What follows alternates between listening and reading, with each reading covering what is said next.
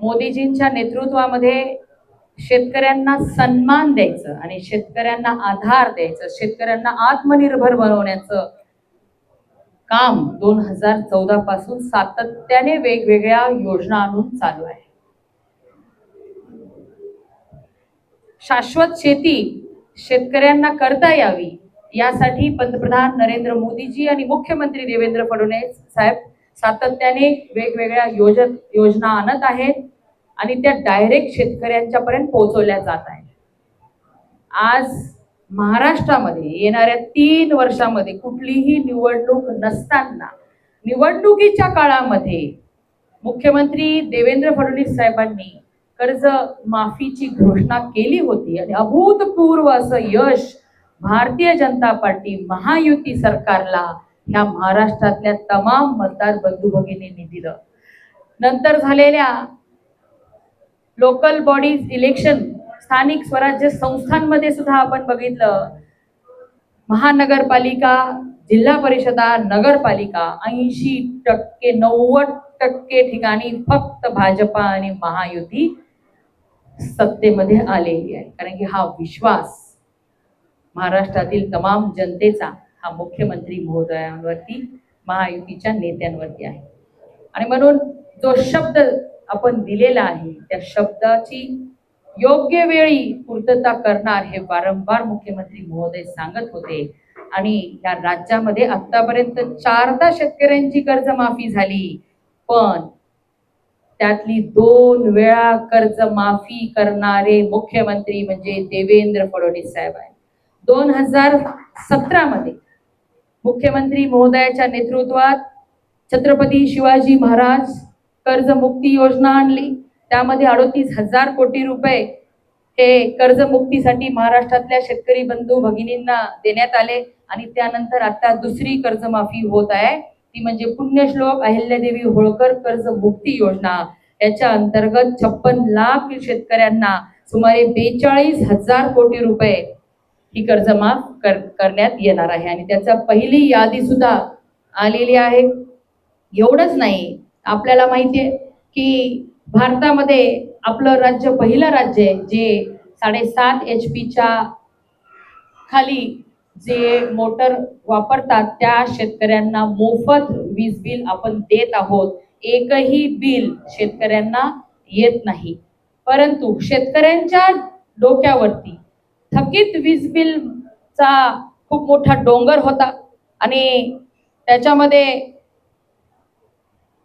त्या 48,000 कोटी रुपयाचं थकीत वीज बिल होतं, पण ते सुद्धा माफ करण्याचा निर्णय हा मुख्यमंत्री ऊर्जा मंत्री देवेंद्र फडणवीस साहेबांनी घेतला आणि 48,000 कोटी रुपयाच्या शेतकऱ्यांचा थकीत वीज बिल माफी आपल्या राज्यातली झालेली आहे. म्हणजे यापुढे आपल्या शेतकरी बंधू भगिनींना 0 रुपयाचं वीज बिल येणार आहे आणि योग्य वीज, दिवसा वीज आपल्या शेतकरी बंधू भगिनींना हे आपण देऊ शकत आहोत. शेतकऱ्यांच्या अनेक वेगवेगळ्या योजना या ठिकाणी आणल्या. आज आधुनिक पद्धतीने शेतकऱ्यांना शेती करता यावी यासाठी यांत्रिकीकरणाच्या माध्यमातून सबसिडीच्या योजना आणल्या. त्याचबरोबर ड्रोन, AI, आर्टिफिशियल इंटेलिजन्स वापरून सुद्धा आपल्या राज्यातला शेतकरी हा शाश्वत शेती करू शकला पाहिजे यासाठी योजना आणलेल्या आहेत. दुष्काळाच्या बाबतीत सुद्धा महाराष्ट्रातल्या नद्यांचं, धरणांचं जाळं एकमेकांशी कनेक्ट करून समुद्रामध्ये वाहून जाणारं पाणी आपल्या मराठवाड्यामध्ये दुष्काळी भागामध्ये आणण्यासाठी देवेंद्र फडणवीस साहेबांनी या ठिकाणी योजना आखलेली आहे. आज जलयुक्त शिवार सारख्या योजना आणलेल्या आहेत आणि त्याचं फलित आपल्या जिल्ह्यामध्ये डोंगराळ तालुक्यात जिंतूर, गंगाखेड मध्ये अनेक शेतकरी शाश्वत शेती त्या जलयुक्त शिवारचा फायदा घेऊन करताना आपल्याला बघायला भेटते. मागल त्याला सोलार पंप, मागल त्याला शेततळ, मागल त्याला विहीर, शेतीचे अवजार.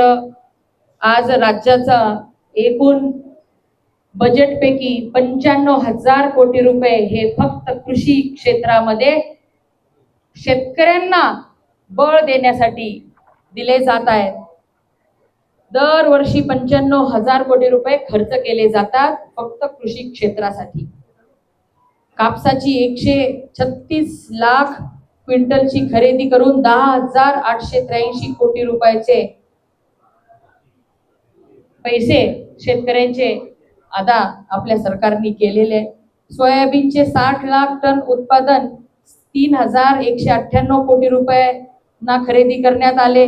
कांदा शेतकऱ्यांना सुद्धा बाजारभाव स्थिर. बघा, कांदा महाग झाला तर सर्वसामान्य लोक म्हणतात आमचं आर्थिक गणित बिघडलं, पण तो सुद्धा बाजारभाव स्थिर राहावा यासाठी सरकारने तातडीची मदत केलेली आहे. ठिबक सिंचन असेल, यासाठी सुद्धा डायरेक्ट डीबीटी द्वारे निधी हा शेतकऱ्यांच्या खात्यामध्ये जमा केला जातोय. शेतकऱ्यांना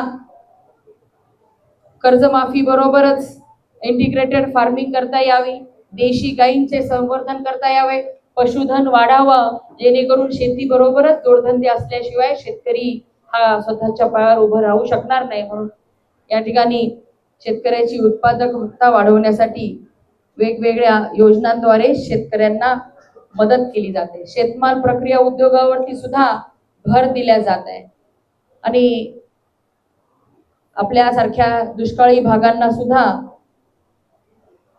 चांगल्या पद्धतीनं नदी नाले धरणांच्या माध्यमातून या ठिकाणी उत्तर महाराष्ट्र मराठवाडा दुष्काळ मुक्त करण्यासाठी 275 टीएमसी पाणी हे वेगवेगळ्या माध्यमातून समुद्रामध्ये वाहून जात होतं, ते आपल्या उत्तर महाराष्ट्र आणि मराठवाड्यामध्ये आणल्या जाणार आहे. आणि त्यासाठी 6 लाख कोटीची कामं करण्याची योजना मुख्यमंत्री महोदयांनी आखलेली आहे. म्हणजे आपल्या पिढीने दुष्काळ बघितलाय, पुढची पिढी दुष्काळ बघणार नाही, अशा पद्धतीचं नियोजन मुख्यमंत्री महोदयाच्या नेतृत्वामध्ये राज्यामध्ये होत आहे.